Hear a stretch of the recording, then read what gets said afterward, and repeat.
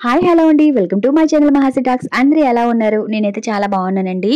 మీరందరూ కూడా బాగుండాలని దేవునైతే మనస్ఫూర్తిగా కోరుకుంటున్నా. ఈ 2025 సంవత్సరంలో యమదీపాన్ని ఏ రోజు వెలిగించాలి, ఏ సమయంలో వెలిగించాలి, ఎందుకు వెలిగించాలి, ఎవరు వెలిగించాలి, ఏ దిక్కును పెట్టి వెలిగించాలి, యమదీపానికి పెట్టినప్పుడు పాటించవలసిన నియమాలేంటి, ఇలా అన్ని విషయాలైతే ఈ వీడియోలో అయితే షేర్ చేసుకుంటా అండి.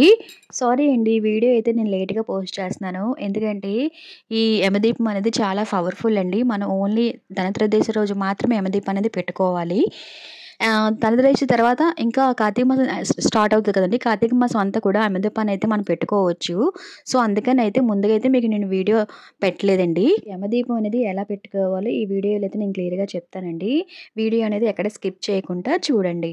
అప్పుడే మీకు నేనేం చెప్తున్నాను అనేది అయితే అర్థమవుతుంది. నా ద్వారా కొంతమందికైనా ఈ వీడియో ఉపయోగపడుతుందని అనుకుంటున్నానండి. ఈ యమదీపాన్ని ఎందుకు వెలిగించాలి అంటే, మనం ఏడాది అంతా దైవారాధన చేస్తూ ఉంటాము. సోమవారం శివయ్యకి, మంగళవారం ఆంజనేయ స్వామికి, బుధవారం వినాయకుడికి, అలా ప్రతిరోజు కూడా ఏడాది పొడవునా పూజ చేస్తూనే ఉంటాం కదండి. ఏడాదిలో ఒక్కసారి మాత్రమే ఒకే ఒక్క రోజు ధనత్రయోదశి రోజు యమధర్మరాజుకి ఒక్కరోజు మాత్రమే దీపారాధన చేస్తామండి. దీపాన్ని వెలిగించి పూజ అయితే చేసుకుంటాము. అందరి దేవులతో పాటు యమధర్మరాజుకి ఈ ఒక్క దీపాన్ని, శక్తివంతమైన దీపాన్ని వెలిగిస్తే చాలండి. మనం ఆరోగ్యంగా ఉండడానికి సకల దేవతలకు పూజ చేస్తూ ఉంటాము. అలానే మనకి అపమృత్యు దోషాలు, ప్రాణహాని లేకుండా ఉండడానికి మనం యమధర్మరాజు మనకి ఎలాంటి హాని కలగకుండా ఉండడానికి యమదీపాన్ని సంవత్సరానికి ఒక్కసారైనా మనం వెలిగించాలి. ధనత్రయోదశి రోజు సాయంత్రం ప్రదోష కాలంలో వెలిగించుకోవాలండి. ప్రతి ఒక్కరు కూడా వెలిగించుకోవచ్చు.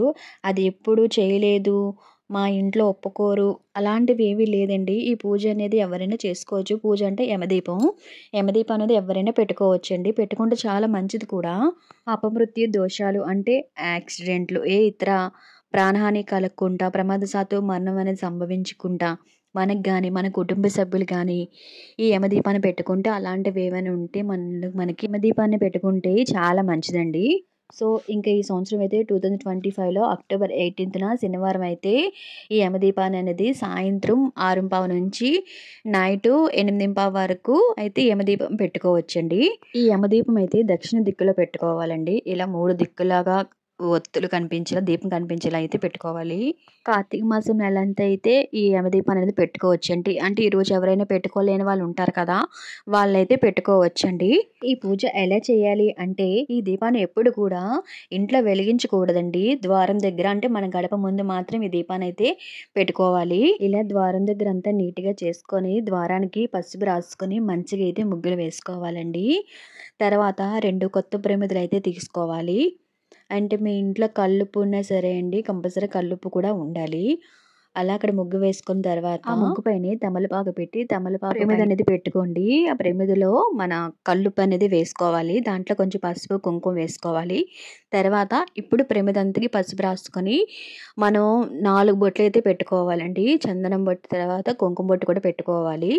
తర్వాత మన ఏ దేవుడికి కూడా 3 ఒత్తులు అనేది వెయ్యమండి. ఒక యమధర్మరాజుకైతేనే దీపం పెట్టేటప్పుడు 3 ఒత్తులు అనేది వేసుకుంటాము. 2 ఒత్తులుగా చేసుకొని ఒకటి పెట్టుకోవాలి. అలా దీపాన్ని అయితే వెలిగించుకోవాలండి. యమధర్మరాజు ఎలాంటి కష్టం రాకుండా నువ్వే చూడు తండ్రి అని అయితే ప్రార్థించుకోవాలండి. ఈరోజు దీపం పెట్టేటప్పుడు అస్సలు ఉండట్లేదండి. గాలి చాలా ఎక్కువగా అయితే వేస్తుంది.